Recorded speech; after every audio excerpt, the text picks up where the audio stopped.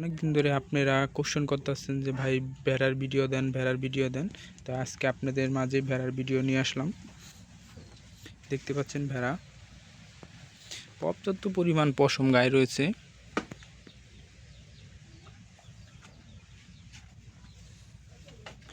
দুইটি ভেড়া, এই পাশে আরেকটি ভেড়া রয়েছে, দেখতে পাচ্ছেন আরেকটি ভেড়া। মোট তিনটি ভেড়া, গায়ে প্রচুর পরিমাণ পশম রয়েছে। তার এই পাশে দেখতে পাচ্ছেন যে আপনাদের দেশি যে ব্ল্যাক বেঙ্গল ছাগলগুলি, সেটি।